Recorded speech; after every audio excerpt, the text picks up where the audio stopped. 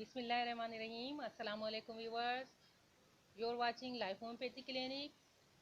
आज का हमारा जो टॉपिक है वो है कफ, खांसी। खांसी जो होती है दो तरह की होती है। बहुत कॉमन बीमारी है ये, हर किसी के घर में सर्दी के मौसम में ख़ास तौर पे किसी न किसी कोई इसमें मर्ज़ में मुब्तला होता है खांसी में। ये दो टाइप की होती है। एक तो मामूली खांसी हो गई, आपने फ्रिज का ठंडा या पानी पी लिया, बाहर ठंडी तेज़ हवा से में आया, हवा से ठंडी हवा की वजह से खांसी हो गई, मौसम के सर्द होने की वजह से, या कोई खट्टा आपने कुछ खा लिया और एकदम से ठंडा पानी पिया उसकी वजह से खांसी हो गई। ये खांसी 2-4 दिन में 6 दिन में सही हो जाती है। आपने कोई दवाई लेंगे, कफ सिरप लेंगे, उससे सही हो जाती है। और दूसरी जो होती है खांसी की किस्म वो होती है हुपिंग कफ। ये इसको हुपिंग कफ इसलिए कहते हैं कि इसमें जब मरीज़ अंदर की तरफ सांस लेता है तो उसमें सांस में एक सीटी की सी आवाज़ निकलती है, हुप की आवाज़ निकलती है। इसी की वजह से इसको हुपिंग कफ कहते हैं। ये एक मौतेदी बीमारी है। ये बैक्टीरिया की वजह से होती है। जरासीम एक बीमार इंसान से छींकने खांसने की वजह से दूसरे सेहतमंद इंसान को लग जाते हैं, और उसी जरासीम की वजह से सेहतमंद लोग भी खांसी में मुब्तला हो जाते हैं। इसीलिए कहते हैं कि हाथ रख के छींकें, रुमाल यूज़ करें, खांसें तो रुमाल यूज़ करें, और किसी और को आपकी खांसी ना लगे इस वजह से आप अगर खांसी में मुब्तला हैं तो दूसरे सेहतमंद लोगों से एहतियात से मिलें। वूपिंग कफ में मरीज को खांसी के दौरे पड़ते हैं। इतने ज़्यादा शदीद खांसी होती है कि खांस खांस के उसकी हालत ख़राब हो जाती है। काली खांसी इसको इस वजह से कहते हैं, इसमें चेहरा पहले खांसने के दौरान नीला होता है, फिर काले रंग का हो जाता है। काली खांसी कहते हैं इसको इसी वजह से।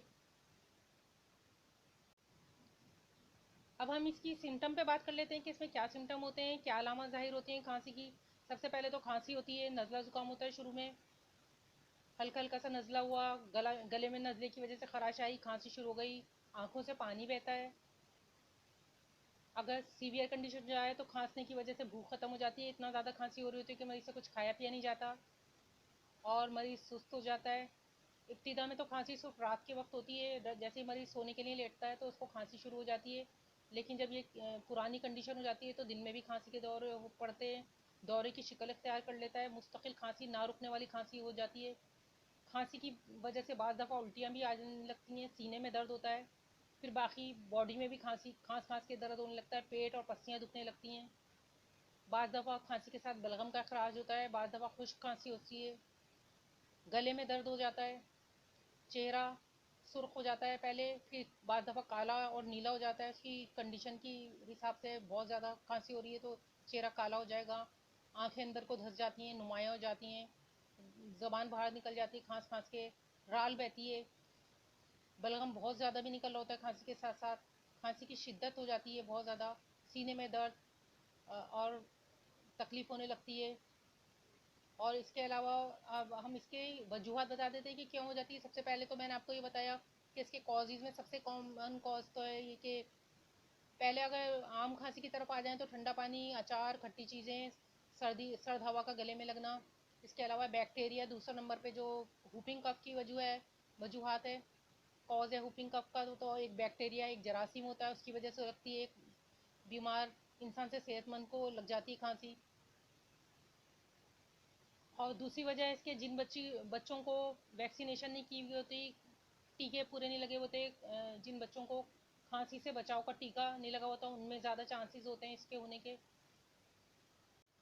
ये वायरस हवा में फैल जाते हैं और सेहत लोगों को इसमें मुब्तला करते हैं।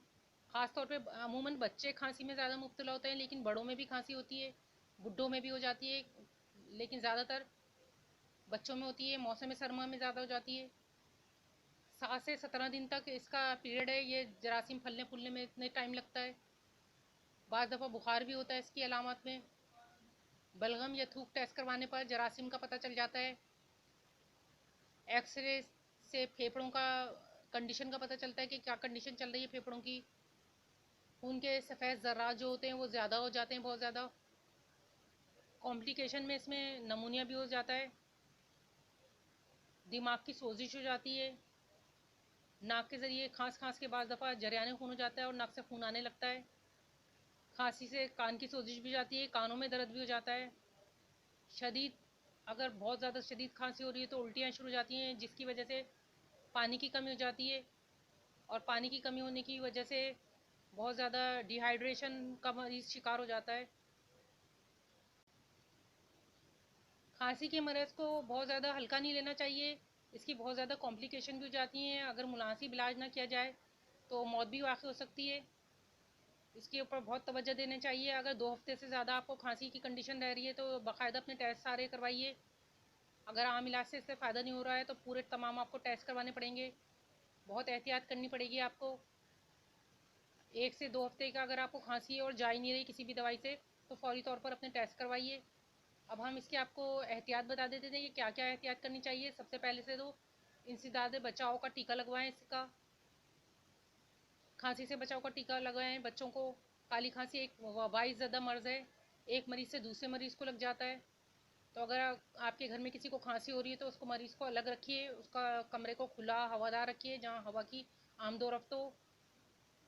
और 2 हफ्ते से ज़्यादा अगर हो गया तो संजीदगी से इसका इलाज कीजिए। उल्टियाँ बहुत ज़्यादा हो रही हैं तो ड्रिप लगाएं, ORS पीजिए। हल्का जैसे कुछ खाया नहीं जा रहा तो थोड़ा थोड़ा सा पानी दीजिए, लिक्विड ग़िज़ा दीजिए मरीज़ को, थोड़ी थोड़ी करके दीजिए ग़िज़ा, ताकि बीमारी के ख़िलाफ़ मज़ाहमत पैदा हो सके, मरीज़ मज़ीद कमज़ोर ना हो, कमज़ोरी दूर हो जाए मरीज़ की।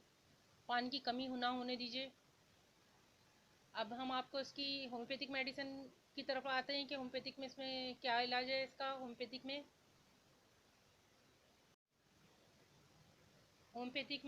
हम आपको मेडिसिन बताते हैं। होम्योपैथिक में मैं आपको बहुत ही ज़्यादा जो मशहूर मेडिसिन है वो बताऊंगी। वैसे तो बहुत सारी दवाइयाँ हैं होम्योपैथिक में, जो ख़ास बहुत इफ़ेक्टिव मेडिसिन है उनका नाम मैं लूँगी। सबसे नंबर 1 पे जो आ जाती है वो है पर्ट्यूसिन। पर्ट्यूसिन एक नसोड है ये होम्योपैथिक में, और खांसी के लिए बहुत ही ज़्यादा इफ़ेक्टिव मेडिसिन है। 200 पोटेंसी में रोज़ाना आप सुबह नहार मुँह 2 कतरे ज़ुबान पे डाल लीजिए या पानी में डाल के पी लीजिए। पर्ट्यूसिन मेडिसिन बहुत अच्छा अपने असरात रखती है। दूसरे नंबर पर मोस्ट कॉमन और इफ़ेक्टिव मेडिसिन जो है वो ड्रॉसर है। यह बेहद शदीद खांसी होती है, इसको इतनी ज़्यादा खांसी होती है कि मरीज़ को सांस भी नहीं ले सकता, चेहरा काला हो जाता है खांस खांस के, और शदीद नौयत की खांसी होती है। ड्रॉसरा का अपना एक नुमाया किरदार है खांसी के मर्ज़ में। खांसी का नाम आते ही सबसे पहले जो जहन में मेडिसिन आती है वो ड्रॉसर है। अगर बलगम बहुत ज़्यादा बन रहा है तो इसके साथ इपिकॉक भी दी जाती है। इपिकॉक जो होती है बलगम को ढीला करके बाहर खारिज करने में मदद करती है। तो इपिकॉक और ड्रोसरा 30 में अल्टरनेट दी जाती है। मैंने इसे अपनी प्रैक्टिस में बहुत ही ज़्यादा इफेक्टिव पाया है, बहुत मुफीद पाया है इस मेडिसिन को। इपिकॉक और ड्रोसरा अल्टरनेट, जैसे आपने सुबह लिए, आपने 3-3 घंटे बाद ले रहे हैं, तो ड्रोसरा इपिकॉक बार बार ले सकते हैं आप। इसके अलावा जो एक और मेडिसिन बता रही हूँ मैं आपको वो है र्यूमेक्स। र्यूमेक्स ठंडी हवा से होने वाली खांसी को ठीक करती है, क्योर करती है। गले में दर्द हुआ शुरू और आहिस्ता आहिस्ता ठंडी हवा से आप बाहर आए और खांसी हल्की हल्की शुरू हो रही है तो ये दे सकते हैं आप। इसके अलावा इब्तिदाई खांसी जैसे जैसी शुरू हो, अगर आप एकोनाइट ले लें शुरू में ही तो आपको मज़ीद खांसी होना रुक जाएगी। अगर आम खांसी है तो इब्तिदा में जो सबसे पहले मेडिसिन दी जाती है वो एकोनाइट है। जैसे ही खांसी शुरू हो फ़ौरन 1 से 2 घंटे के अंदर आप ले लें तो खांसी ज़्यादा बढ़ती नहीं है। ये एकोनाइट भी 30 पोटेंसी में दी जाती है, हर 2-2 घंटे के बाद आप लें तो एक ही दिन में आपको इंशाल्लाह खांसी से निजात मिल जाएगी। इसके अलावा एक और मेडिसिन मैं आपको बता रही हूँ स्पॉन्जिया। ये गले के दर्द को ठीक करती है, मरीज़ की खांस खांस के आवाज़ बंद हो जाती है। ठंड से होने वाली खांसी और आवाज़ बंद हो जाती है। इसमें आवाज़ क्या तो बिल्कुल मर्जी से बोला नहीं जाता, आवाज़ बंद होने के साथ साथ गला बंद हो जाता है, कुछ खाया पिया नहीं जाता, निगलने में दर्द होता है, यहाँ तक कि उसको पानी भी पीता है तो गले में तकलीफ होना शुरू हो जाती है, खाना पीना छूट जाता है। तो आप स्पॉन्जिया देंगे, इसको आपकी मेडिसिन स्पॉन्जिया 30 पोटेंसी में दीजिए, हर 2 घंटे बाद स्पॉन्जिया लीजिए तो ये आपको बहुत अच्छा फ़ायदा करेगी। एक और मेडिसिन है मीफाइथस कहते हैं इसे, 1x टैबलेट में आपको 4 टैबलेट हर 3 घंटे बाद लें। इसमें चेहरा नीला हो जाता है, इसके हैरत अंगेज़ फ़वाइद जो हैं बहुत मौजूद हैं। एक और मेडिसिन मैं बता रही हूँ, अगर खांसी के साथ साथ आपको दमा भी है, दमे का मर्ज़ है, तो आप एम्ब्राग्रेसिया ले सकते हैं। इसमें शदीद दमे की कैफियत हो जाती है, सांस लेने में तकलीफ़ होती है मरीज़ को, तो आप एम्ब्राग्रेसिया देंगे। अगर बलगम का अखराज बहुत ज़्यादा हो रहा है तो एंटीमोनियम टाट आपकी मेडिसिन है। उल्टी भी साथ साथ आती है इसके अंदर, खांसी के साथ साथ उल्टी भी आ रही है तो आप एंटीमोनियम टाट या पीकॉक ले सकते हैं। बलगम तार वाला होता है, इसका लेसदार बलगम होता है, खींचने वाला होता है, साथ साथ खांसी भी होती है। बलगम को अगर आपके निकल नहीं रहा, आपको सीने में भराव महसूस हो रहा है, तो ये अपना लाजवाब किरदार अदा करती है एंटीमोनियम टार्ट। ये 30 पोटेंसी मिली जाएगी। ये भी 3-3 घंटे बाद आप लीजिए। हर 3 घंटे बाद इसका एक डोज लीजिए। 2 खतरे आप जबान पे डाल लीजिए, या फिर आपको टैबलेट में डालनी है तो गोलियों में डाल के आप हर 3 घंटे बाद यूज़ कर सकते हैं। ये बहुत ही अच्छी मेडिसिन मैंने आपको बताई है।